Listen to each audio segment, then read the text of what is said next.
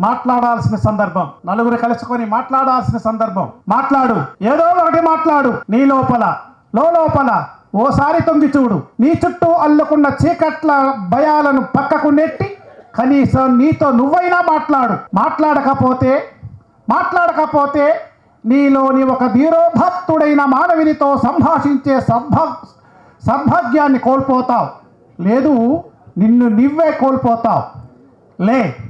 లే అత్తిపత్తిలా అలా వాలిపోవద్దు. నీలో నువ్వు ముడుచుకుపోవద్దు. వికసించు, పువ్వులా విప్పారు. ఓ జలపాతమై నేనులోంచి మనవులోంచి జనంలోకి జాతరలా ప్రవహించు. ఓ జలపాతమై నేనులోంచి మనవులోంచి జనంలోకి జాతరలా ప్రవహించు. రెక్క విప్పి నింగి నదిలో స్వేచ్ఛగా ఈదులాడు. ఎప్పటికే నిన్ను బరువంటోంది భూమి. కొసరుకుంటోంది కాలం. ఇంకెంతకాలం ఈ స్తబ్దత? పోటెత్తని నీలోని సముద్రాలు, బద్దలవని అగ్నిపర్వతాలు. మాట్లాడు, ఏదో ఒకటి మాట్లాడు. ఈ రోజుటి కొత్త గాయాల గురించో, గాయాలను పొడుచుకు తింటున్న రాంపోతుల గురించో, కూలకొండబడ్డ నీ ఇంటి గురించో, పగిలిపోయిన పూల కుండీల గురించో, రాలిపోయిన మొగ్గల గురించో, పసల టాకుల కన్నీటి పాట గురించో ఏదో ఒకటి మాట్లాడు. నిత్య నిర్బంధాల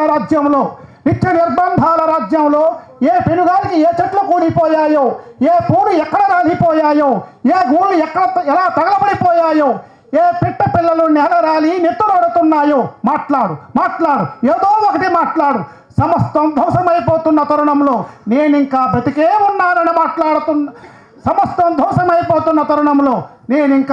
ఉన్నానని మాట్లాడుతున్నానని ఎలుగెత్తి భూనభంతరాలు దద్దరిల్లేలా బిగ్గరగా మాట్లాడితే మంటల పుట్టాలా, మాట్లాడితే చురకత్తులు జూలు వదల్చాలా, మాట్లాడితే జయగీతమే కాదు జనగీతం కావాలా. ఒరే నాయనా, మాట్లాడాల్సిన సమయంలో మాట్లాడకపోతే నువ్వు మరణించినట్టు లెక్క. ఒరే నాయనా, మాట్లాడాల్సిన సమయంలో నువ్వు మాట్లాడకపోతే నువ్వు మరణించినట్టు లెక్క. మాట్లాడితే కేవలం ధిక్కారివే. మాట్లాడకపోతే నువ్వు కట్టు బానిసవి. ధన్యవాదాలు.